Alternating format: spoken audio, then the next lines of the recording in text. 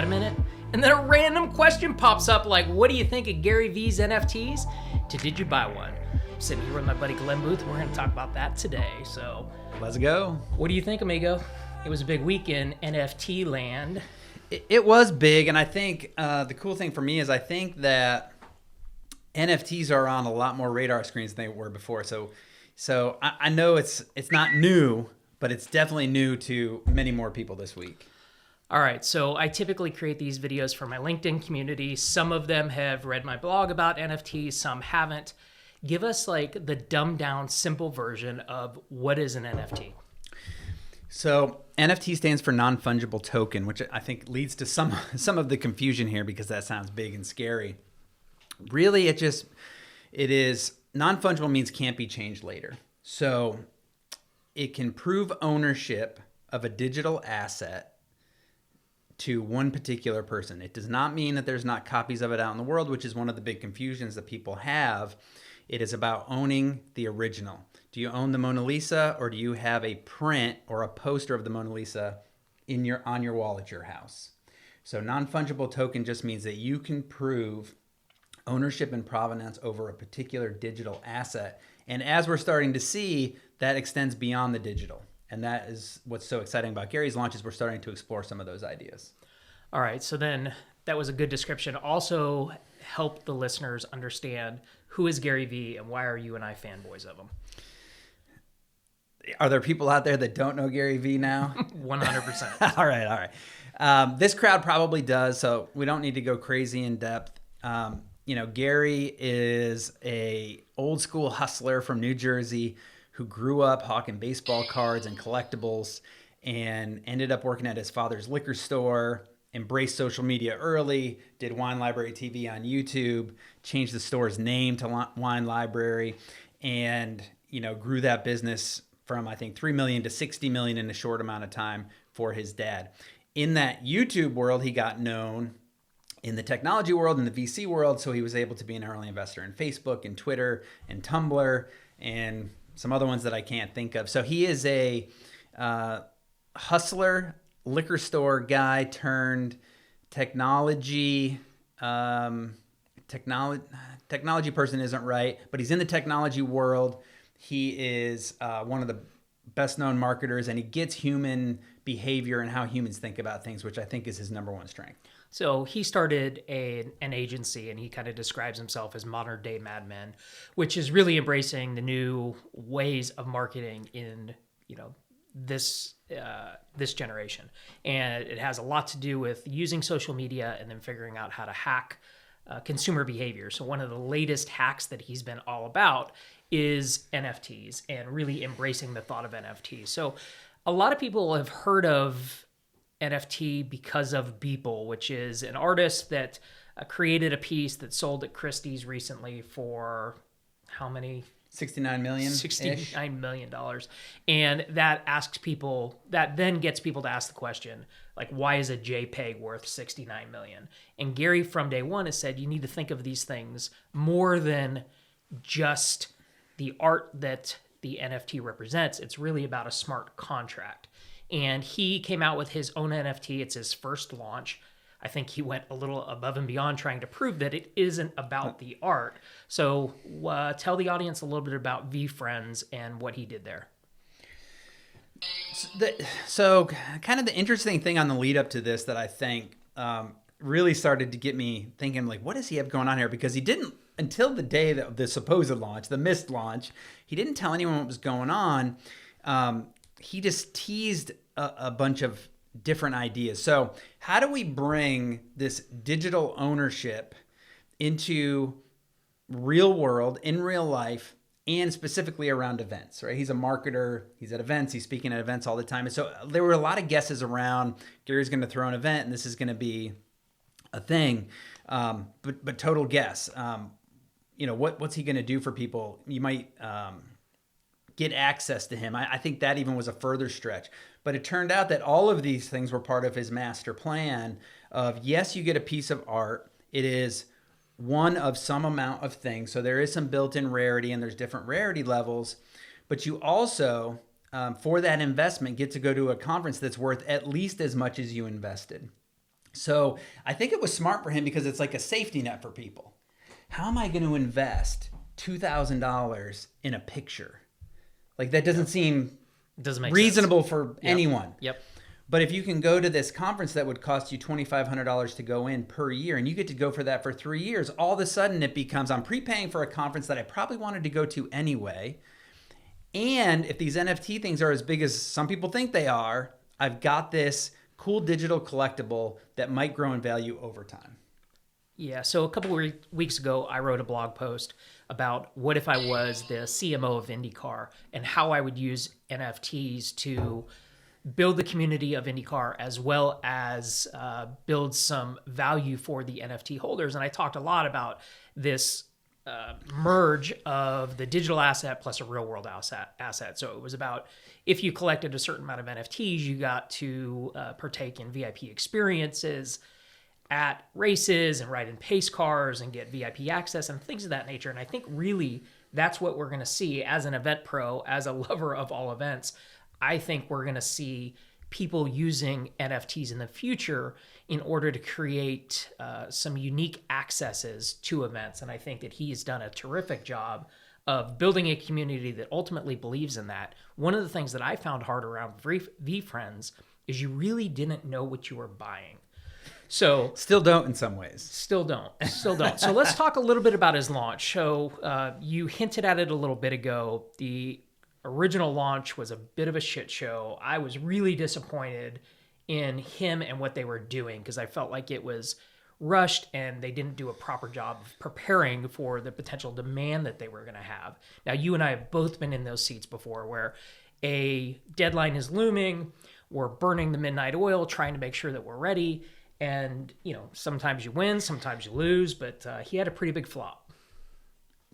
Well, I think the hardest part, when I put it in the context of the experiences that I've had with you over the years, is we can't miss a deadline because most of the big deadlines we've had are around big events, Daytona 500. Yeah. They can't back up and run that race next weekend. So some of my frustration was putting myself in those shoes of, you just have to do what it takes. Now, that said, you miss deadlines sometimes, and it is what it is. Yeah, it happens. So we don't yet know, and maybe we never will know exactly what went wrong. I think some guesses out there that he's so in love with the number 5 that he wanted a 5-5 launch, and maybe that was wishful thinking.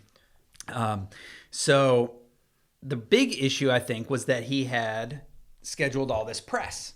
Right, he's on CNBC. He was on everything, everywhere. Yeah, the morning all of the big 5th, podcasts, May 5th. all the big media. That's it. And the problem was he had to give away all of his secrets. So even though the launch didn't happen that day, now people knew about the event, about the access. Do you want to play tennis with Gary? Guess what? You can. Do you want to go sit courtside with him? You can. So everything's a double-edged sword. So it maybe helped some people think about the actual value behind it and get ready. But on the other side of that coin, some people that were ready to go now had competition that they wouldn't have had before. And so that was the part where I think his crowd, his true fans, his true believers maybe got put behind the 8 ball a little bit because they were ready to go on sheer faith, not knowing what the value was. Now the value prop was clear. And all of a sudden, they're competing for different levels of NFT, for different levels of access to Gary, when maybe they wouldn't have had to compete so hard before. Yeah, so to give everybody a little bit of background, it was a process in order to be able to buy an NFT. So the first thing that you needed to do is you needed to buy Ethereum through an exchange. Once you had that Ethereum, you had to transfer it into a secondary wallet called MetaMask, or there was a couple different ones. I use MetaMask. So I transferred my Ethereum into MetaMask in order to be ready. So Gary was doing a Dutch auction, which his descriptor of it was he was going to start at a price, and if nobody bought, that price was going to decrease over a 20-hour period until it hit a floor. And he said the entry level for buying in was going to be 3 Ethereum. So you and I, leading up to this, we had a lot of discussions. We did a lot of preparation. We made sure that our MetaMask was properly funded in order to buy what we thought we wanted. And you and I had a lot of discussions about like what level of commitment were we willing to make. So then the morning of 5/5, when he's on the news and he's talking about it, and we knew that people wouldn't have time to do all of these steps, we felt like we were still in the kind of catbird seat of we were going to get what we wanted. We thought the launch was going to be later that day. At that time. That's it. So it was still okay at that It was point. fine. Yeah, but that day turned into 2 days, turned into 3 days, turned into a week later. And throughout that, we kept talking about like, hey, now we have all this extra competition. But also what it did is it got a lot of people kind of questioning whether or not he was going to be able to deliver on the conference. So ultimately, a week later, when he ended up launching, he gave everybody a heads up, 24-hour heads up. You and I were talking on the phone during the launch. He opened up the website, and then a web developer's worst nightmare happened. What was that? Random errors, pages won't load. If they did load, they would half load. I mean, there was a lot of problems. Crash. Like, don't forget the crash. They had to take down the website at launch because there was something going on.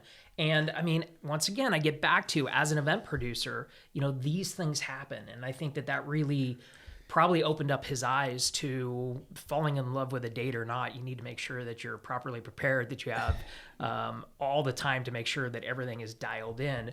But once again, that scared people a little bit. So he opens it up and we don't see people buying. Like, we thought it was going to be a mad dash to pick up everything that you wanted, but people weren't buying. Not day one. The few people that did had regret later, right? We've seen that in the Discord community. So there were a few people, and I think had he launched on 5.5 instead of 5.11, we probably would have been there with them. And some people in the first few minutes grabbed at the top of the heap. Then it went into this lull where no one bought. And we stayed up probably a little later than we normally do, kind of watching it. And then we both said, okay, let's go to bed and see what it looks like in the morning. If we missed out, we missed out. He was only launching half of them anyways. It's a great learning experience. So we get up in the morning and all the inventory is still there. And we know the floor is coming in 5 hours or so. So we're going to wait and see. And so in hindsight, led to huge opportunity for people to buy in at the floor levels or buy in at a much higher level, but spend the same amount of budget that they were going to spend or they thought they were going to spend in the first place on a baseline, core level admission ticket. Yeah, we never thought we would see the floor. So just so everybody's aware, he had 3 different offerings. So he had one that he called a gift goat. So what was the gift goat? So number one, all NFTs are a ticket to this conference for 3 years. So no matter what we talk about here, the admission to the conference, one admission per ticket, per NFT was guaranteed. Valid. So the gift goat is different in that if you have a gift goat, not only can you go to this conference, Gary is going to send you a minimum of 6 gifts a year. No one has any idea what these gifts are. He has basically said they're going to be huge. They're going to melt your face off. No one's going to believe it. But that's all we know. So for 3 years, you will receive random gifts every couple months from Gary.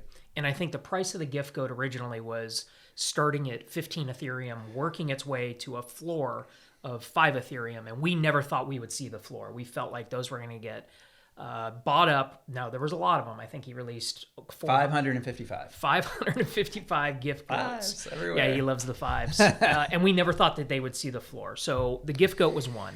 The second token that he released was access to him. And it was access to him in various different ways. It was sitting courtside with him with an NFT called Courtside Cat, where you could sit with him at Madison Square Garden, a Knicks game, and watch the game and, shoot the shit with them. There was ping pong, there was Uno, there was a whole bunch of really great experience where you got to spend time with him. One of the ones that I was looking really hard at was the FaceTime 5, where he guaranteed you 5 minutes of one-on-one FaceTime together every year for the next 3 years. I thought that was a pretty good value if you could figure out how to use it. I was going to record it. I was going to create content around it. I thought maybe that was a buy for me. I ultimately didn't end up going that way, but it was things like that where I thought he was really trying to create some value for his community. If I had the budget on an access, some of those were, they're pretty amazing, right? To get access to someone like Gary, who, as he said many times, that's what everyone wants from him is his time. And that's the thing he has the least of. So if I had the budget for those, I think I would go garage sailing with Gary for half a day. That would have been awesome. Right? Like that's back to his roots. You hop in the car with him and literally drive around some of his favorite towns in New Jersey and find random yard sale stuff. And you end up on his, his YouTube show featured in, what's the name of his garage sale? He's got a special show on YouTube about that. That would have been super cool. Just hanging out with him. Yeah. OG Gary style. Haggling with old ladies about, I'll give you $1, not $5. I would have loved it. All right. So he did the gift goats, which he had a bunch of. He had these access tokens that did a bunch. And then he also did an admission token. And the admission token was straight up admission to his event. Now, the event is called VeeCon. He hasn't released the dates.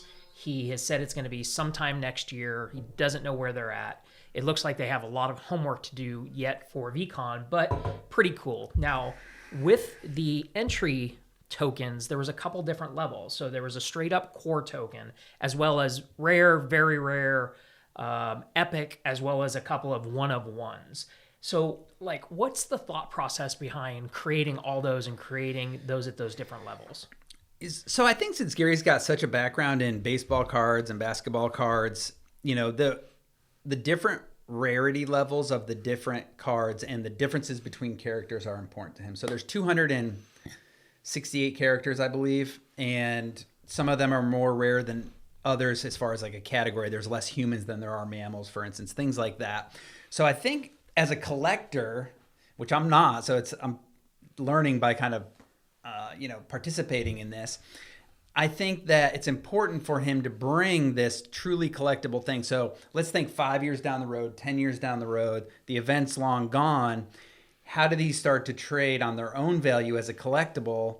And which one is going to be the Michael Jordan, rookie card that's worth a lot of money? So he's trying to give an opportunity for his crowd to see that long-term value if they hang on to these NFTs in the long term. Any initial feelings of which one is his Michael Jordan card?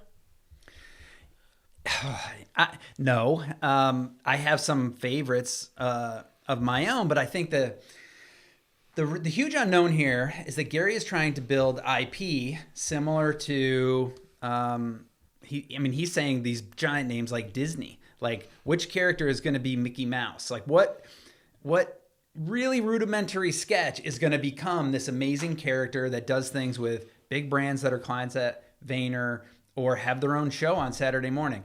That is a hard one to guess. I think Gary has some guesses, but who knows what the market picks for some of their favorite characters. And it's going to depend a lot on the narratives and the storylines that he starts to release as soon as all the he's being really careful not to release some of those details until every character, every NFT has an original owner. So let me pause you there for a second. The artwork that he did, some say is really, really poor. I might be one of the guys that says that. They're not the greatest sketches, but I think we saw a little taste of what's possible in the Heart Trooper. So he created a character called the Heart Trooper. It was a sketch. It was probably one of his better sketches, actually. Yep. But somebody in his community recreated the Heart Trooper in a modern day version of what it could be. And it was truly amazing. And it kind of gave you the idea of it's possible for him to go from here to there. He showed the initial drawings of Mickey Mouse, of The Simpsons, of characters like that and where they started. And I think ultimately that's his vision. I didn't get it at first, and it started to turn me off, honestly. I wasn't sure about doing this. It didn't feel as good as some of the NFTs that I had purchased previous to this because they were so artistic and so nice. And I didn't start to click for me until I saw on Twitter, he put that post up where it showed one of the first drawings of Bart Simpson and one of the first sketches of Mickey Mouse.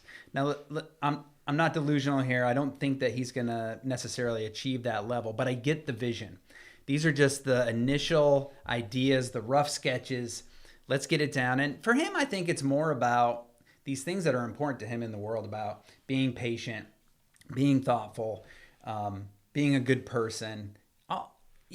I think that is so much more important to him, to explore those ideas, and then the ones that take hold to then develop that amazing artwork behind it and build that up to what it can be in 5 or 10 or 20 years. He had a clear vision on that, I believe now. At the time, I thought he was like stepping in it. Yeah. So it's interesting to continue to watch what's going on with these NFTs and what the community that he's building around them. So you mentioned Discord earlier. So Discord is a chat platform. I think it's similar to the way that kind of if Reddit and a social media platform kind of merged, what it would be like. So you get in there and you chat with similar people. Now we've seen a lot of people making kind of predictions of characters and which ones are going to be more valuable. And I think you're really starting to see people understand kind of where the potential for this is. And it's exciting. But that's the tough part is it's all 100% guesses. So you ended up picking up a couple different NFTs that Gary created. You have much more than I do. So first, I went for an original piece of art that wasn't a character.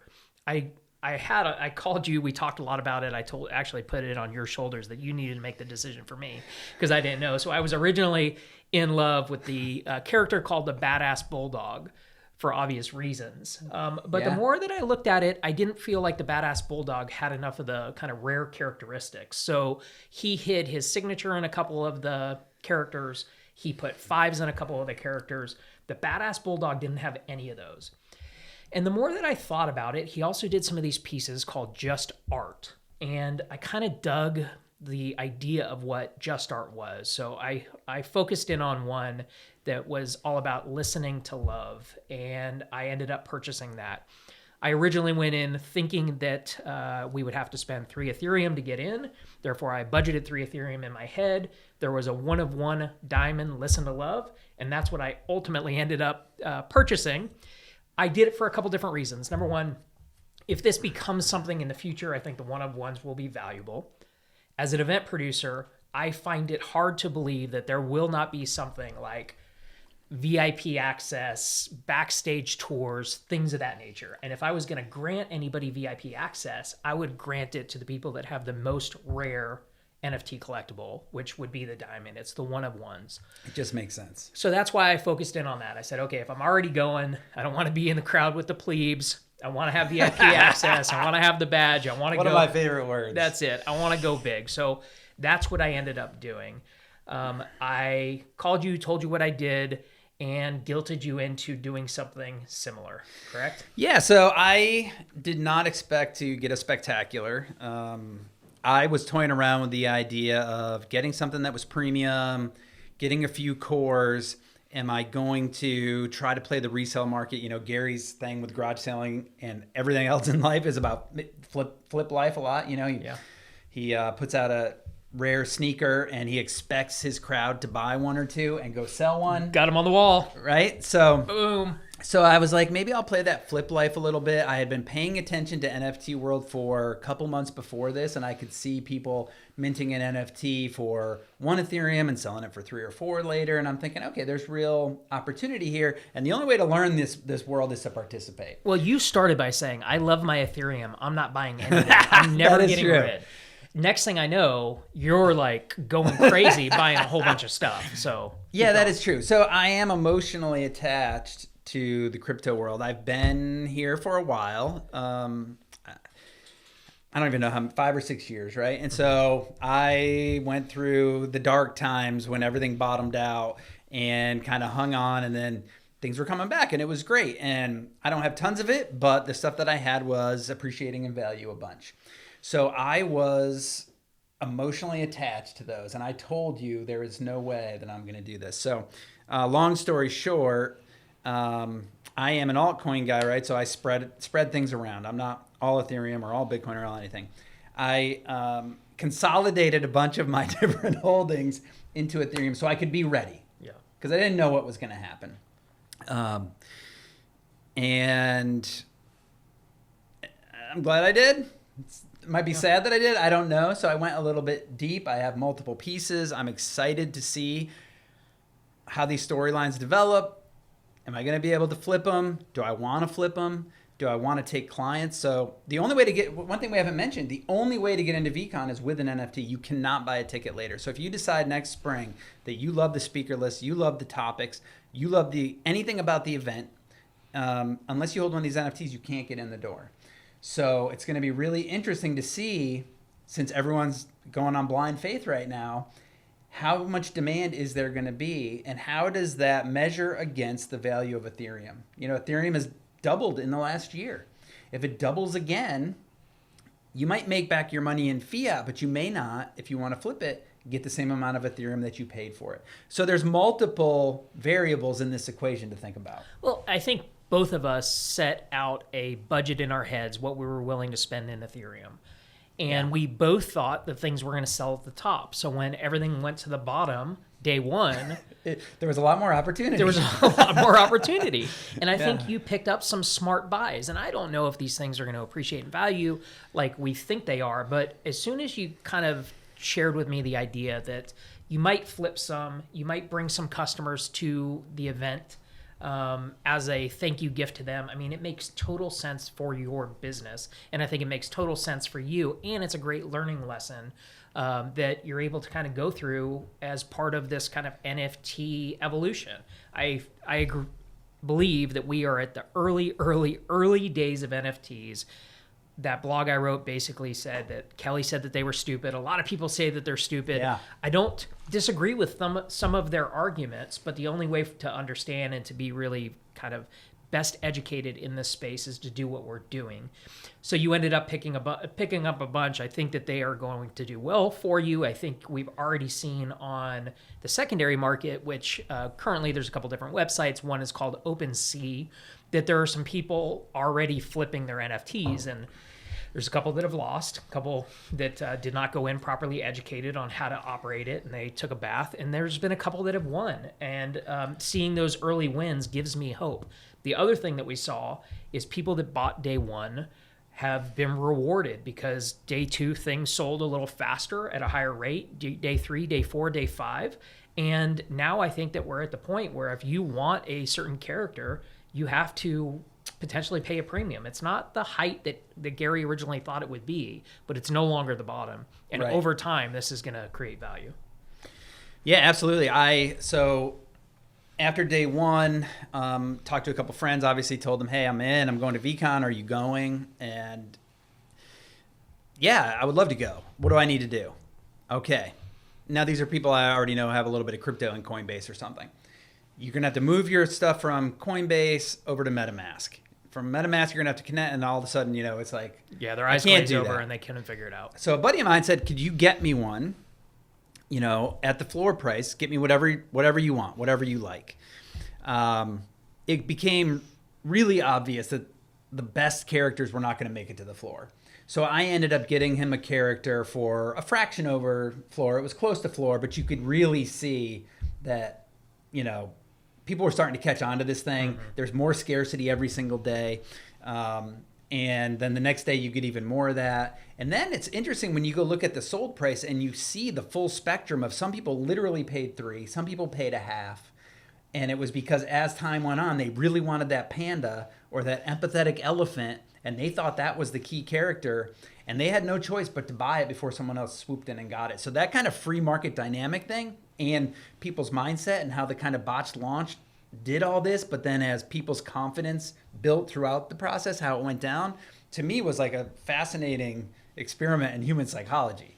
I mean, it was really fun to watch. It's been a huge learning lesson for me. I know that this week has been incredible. I've been on Discord more than I ever thought was possible. I've spent a ton of time on VeeFriends.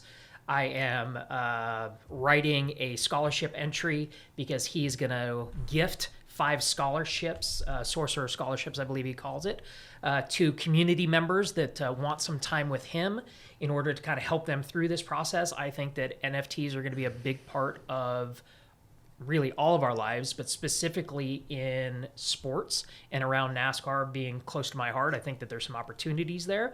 And if granted this scholarship, I think it would be an amazing way for me to have a head start into that space. But it's been awesome to see how much we've learned over the week, kind of how deep both of us went into it, and really kind of our evolution of the thought process from what it was originally. Because the more people that I've talked to, they all start off with, like, why are you intrigued by this sketch that looks like a 5th grader drew it?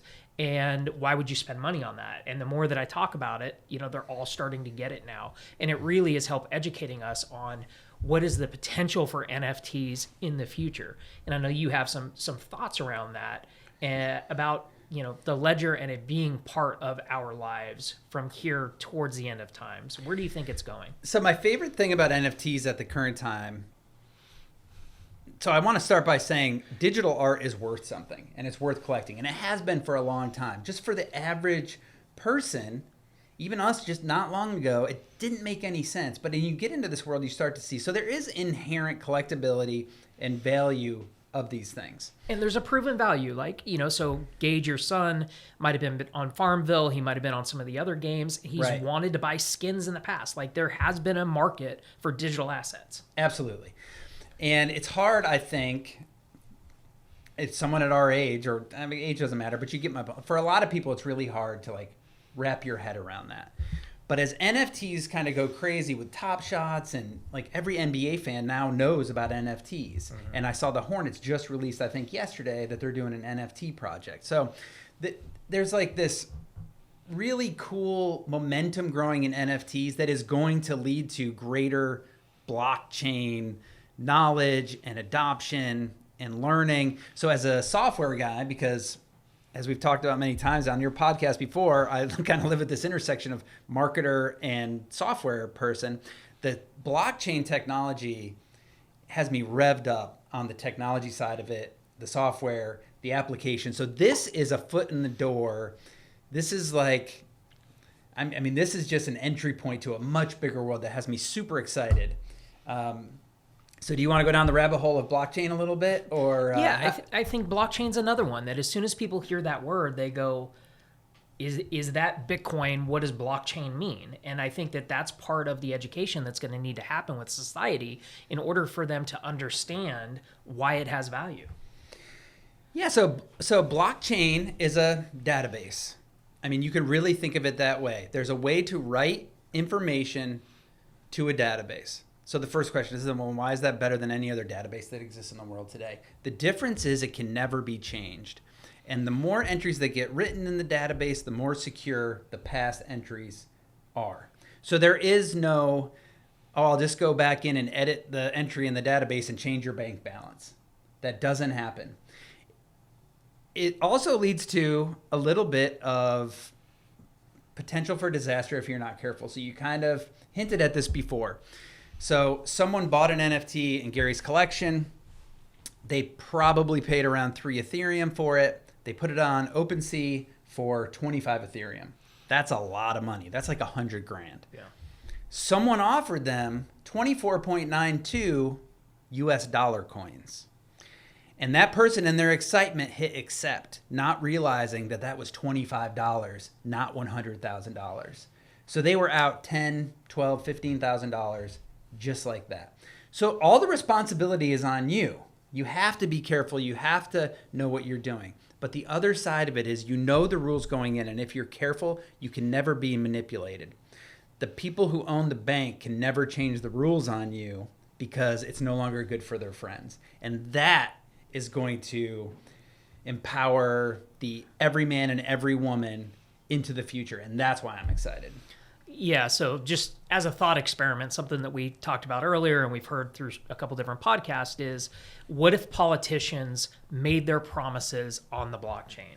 So we just went through an election cycle. There was a whole bunch of promises being made. Who knows if they're going to live up to them or not live up to them?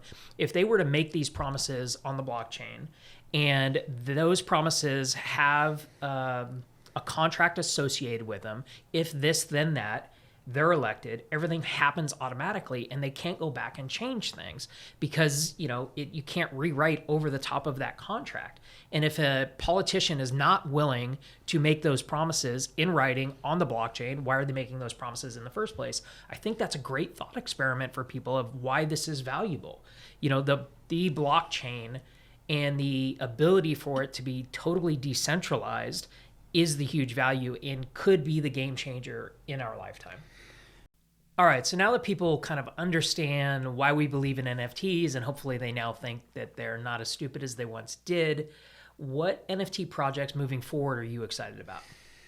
Yeah, so I think Gary is breaking new territory here, and it's exciting for all of us, but especially for someone who's like so event focused like you, like you're starting to, like you've been dreaming about this for a little bit even before you launch it. So there's a lot of validation here, which I think is cool. But there's so many good NFT projects. Hold on, let's just pause. You're saying that I was right? You were right. You were playing futurist, man. I love it. Yes. I really look at this as some validation of the ideas you had.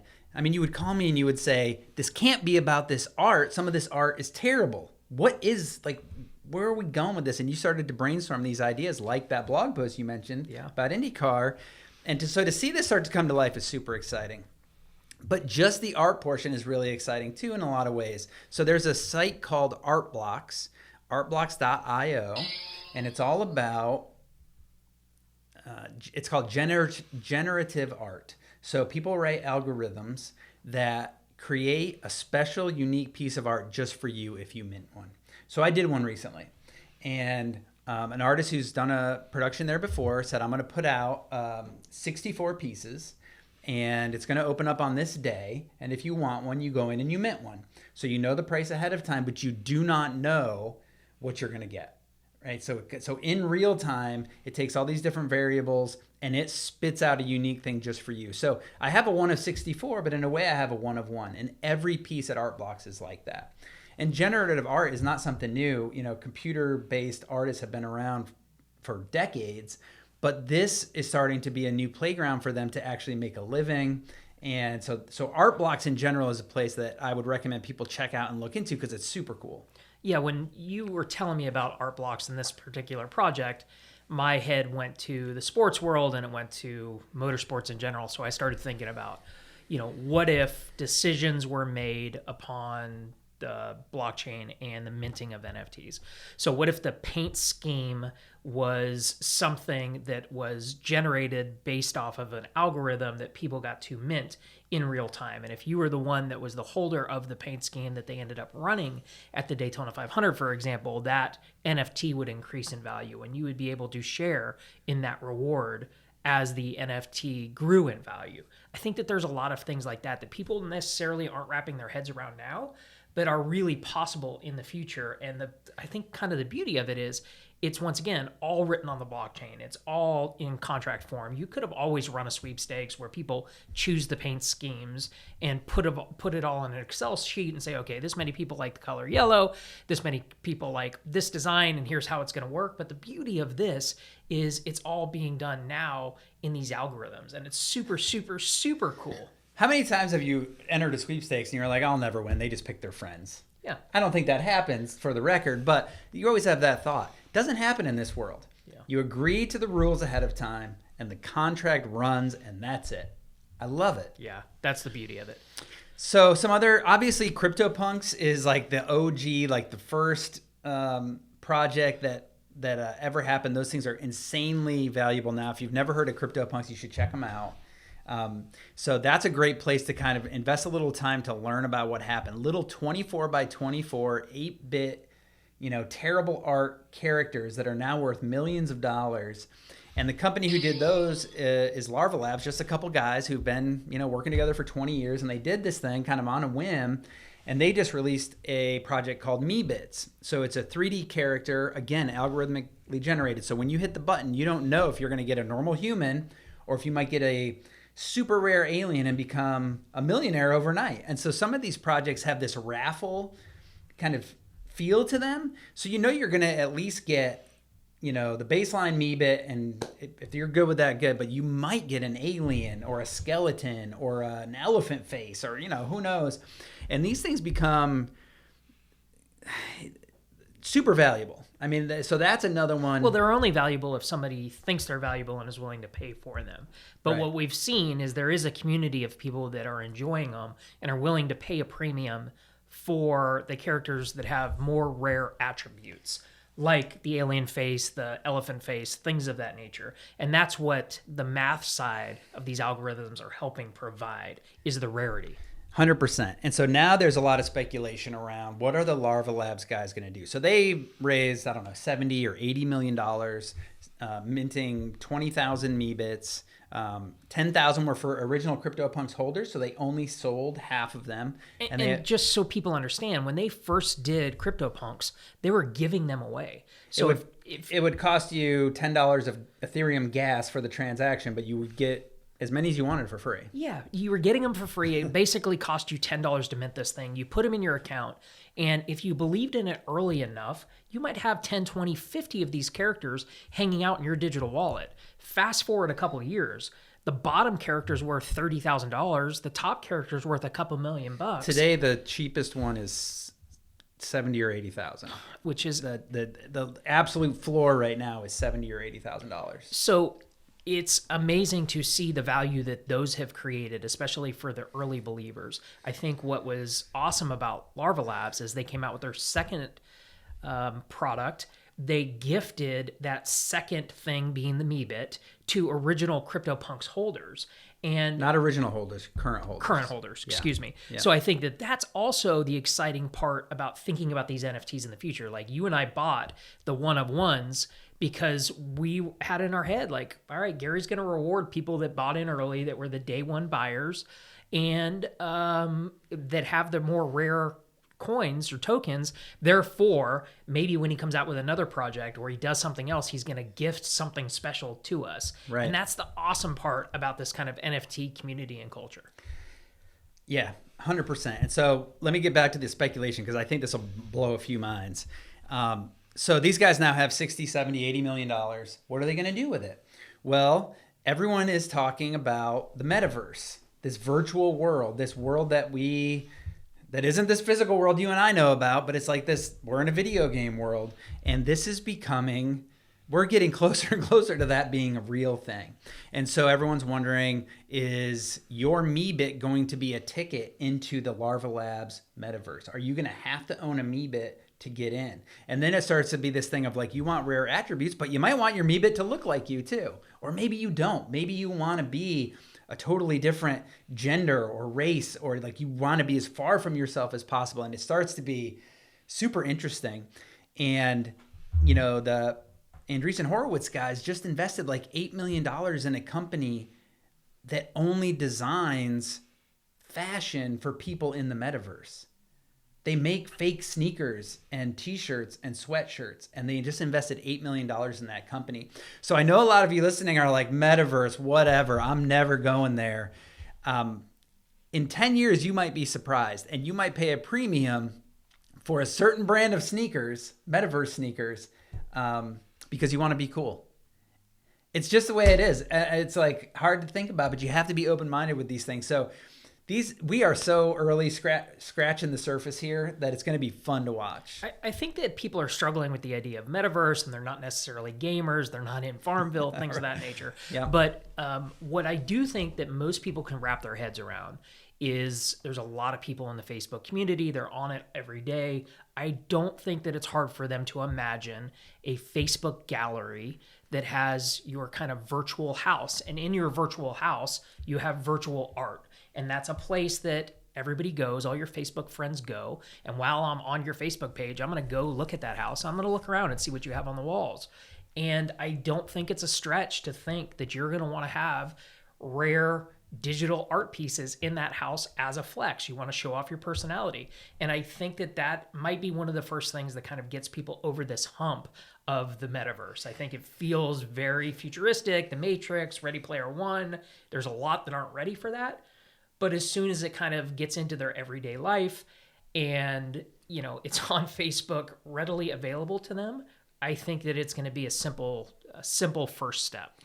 And by the way, it's easy to put the blue check mark, like on your Twitter or Instagram account, on that particular piece of art to prove that you actually own it. What if someone takes a screenshot or whatever? No one wants to be the chump without the blue check mark, because Facebook is actually checking the blockchain record to make sure that you are the actual originator of that thing. That's a real thing. And again, I think it's going to take a while for everyone to get comfortable with that and realize that there's value in that. But there clearly is value in a blue check mark on your handle. Why isn't there value against saying, this is my artwork? It's no different than hanging it in your house. It's pretty awesome. All right, so you are a believer in Larva Labs. You have a MeBit. What else are you looking at in the future, and what do you think you're going to invest in next? I am on the lookout for really cool NFT projects. I have quickly started to just love this world. It's really fascinating to me. I want to have that cool collection that you're talking about, where we could sit here, I can pop up, open my laptop or my mobile, and say, hey man, check out like some of my new pieces and stuff. So I really like that. So I am actively on the lookout. I've got a couple on my radar screen that I don't necessarily want to give away yet because I haven't vetted if they're real or not. This is a world that you have to be careful in. You have to make sure that you're getting an original. There's a lot of fakes. You have to be careful. We could go on for another hour about that. Just know if you start to get into this world and crypto in general and go beyond Coinbase, when you literally hold the keys, there's a lot of responsibility that comes with that, and you have to be careful. So get educated on that. That is crucial. All right, so I'll ask you one more like prediction for the future. You have a couple of these VeeFriends through Gary V's project. What are you hoping the value of them will be in the future? Did you buy them just because you believe in Gary and you believe in his project? Do you think that these are going to create some wealth in the future? What is your ultimate goal? So I went in, I bought a couple extra cores because I was able to get at the floor because I did that day one. And just so everybody knows, a core is the basic level entry. It's for what we know now, it's a GA pass. It was the cheapest way of getting in. And when the price reduced on the cores, you were able to pick a couple up, and it's a pretty smart buy. Absolutely. So I went in thinking flip life. I'm going to go in, I'm going to wait for him to announce a few speakers, get people excited, and flip them, and maybe turn a half an ETH into an ETH or 2 ETH or whatever. See where the market is. But I also am so curious about what is Gary going to do. Can he really fulfill this vision of creating this IP and creating characters that people care about, that they want to put in their damn commercials? Our Fortune 100 company is going to put Gary's characters in his commercials. I don't know, but I can't wait to see it. And if he does, and you hold this for 10 or 15 or 20 years, I think these things, I don't necessarily think they're going to go crypto punks, but it's easy to see something that was free plus gas become worth millions. It's easy to imagine that Gary creates a world of NFTs here that have real value in the future. So am I willing to guess a value, a dollar amount? No. I don't even know if we'll have US dollars at that point. Who the heck knows what the fiat currency we all think about and use at that time is. But I think there's value here.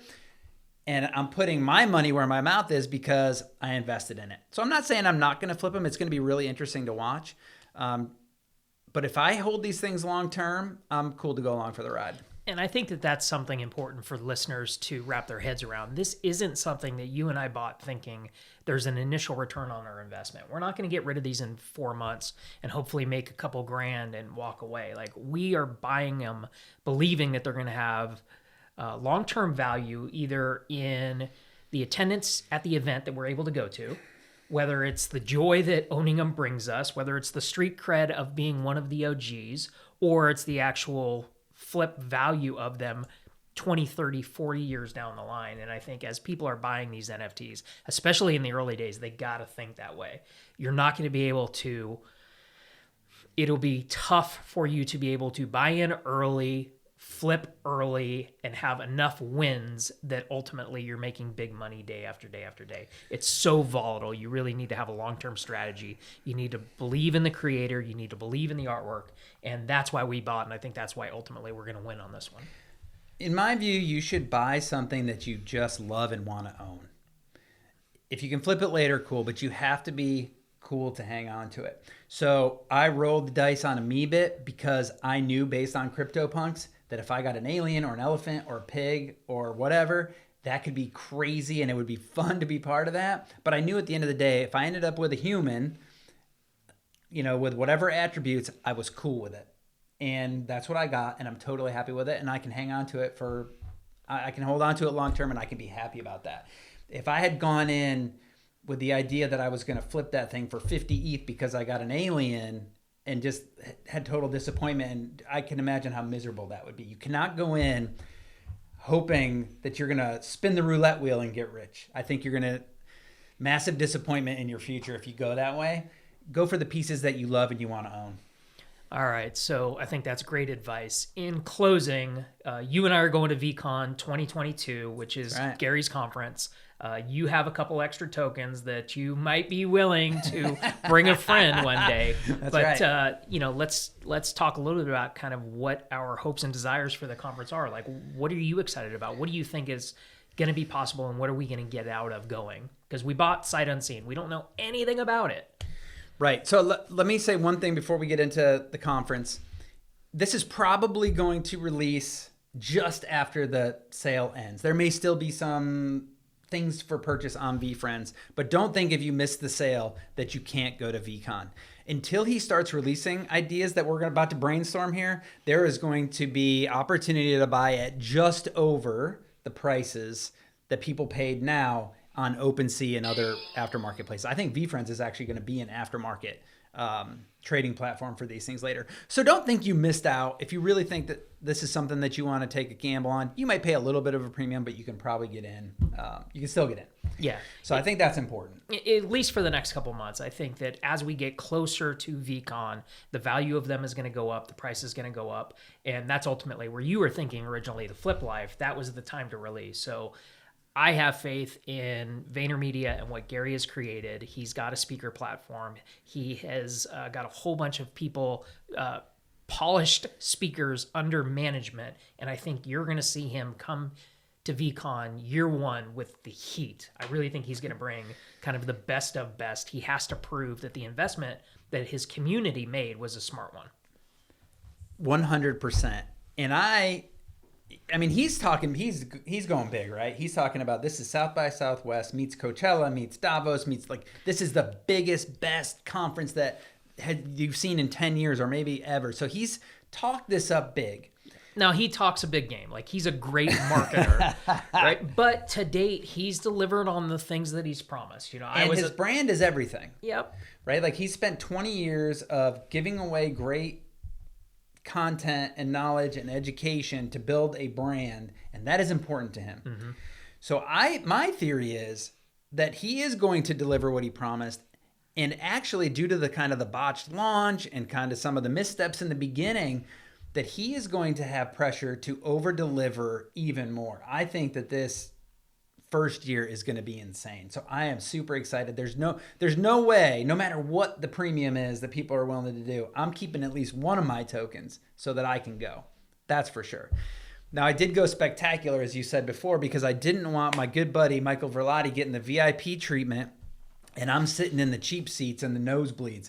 So I'm going to keep that, and I am going to hope for those behind the scenes, those meet and greets, those who knows what. But I'm excited about that. Yeah, Glenn is afraid of missing out. He has extreme FOMO. So when I decided to buy the one-of-one rare diamond token, I told him, I said, hey, man, this has got to be tied to some sort of VIP access. I said, I think it's going to be, VIP access the night before with a party with Casey Neistat, where it's going to be special guest appearance by Peter McKinnon, all this stuff. And immediately the FOMO came out. He's like, I can't let you sit in the first row to the best conference of 2022 and me not be there in the back. So I suckered you into it. I still think that was the right move. I've gone VIP at a few things, mostly because I'm friends with this guy, and so I'm very grateful for that. So I've experienced some of that, but it didn't sink into me until you said, I can imagine a workshop with Casey about video storytelling being available only to spectacular holders. And I thought, if that happens and I'm not there, I will be ticked off.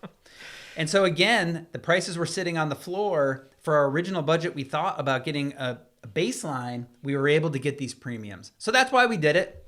Yep. And I think we'll be happy that we did, but only time will tell. 100%. All right, amigo. So this one has gone long. It's the first episode of Hey Verlatti Deep Dive. I appreciate you being the guest. I think that hopefully we educated the audience on why we are early believers in NFTs, but I think it's important to say, like, we are at like day one of this. So I really encourage listeners to learn more about NFTs, give us a call, hit us up on the socials. Like, we love talking about this stuff. Obviously, we're super passionate about it. We understand that it's new. We understand that it's probably a bubble that's going to burst. I don't think that there's going to be another Beeple out there anytime soon. But ultimately, the technology is proven, is valuable, and it's super exciting to try to be a part of it. For me, the only way to get in and really learn this world is to get in and participate. And so that's what I've done. And I've been super happy that I did that. So I hope you do the same. One more word of advice. I'll say it again. Just be careful. You have to be careful. Don't lose your money. Don't sell for the wrong currency. Don't ever give anyone your seed phrase or your passwords. I mean, these things aren't like calling the bank and saying, hey, someone stole my credit card number. Once it's gone, it's gone. So get involved. It's super fun. Just be careful. Yeah, I agree. All right. Well, I appreciate you coming on this episode. Look forward to talking to you again soon. Thanks, All right, amigo. bro. See ya.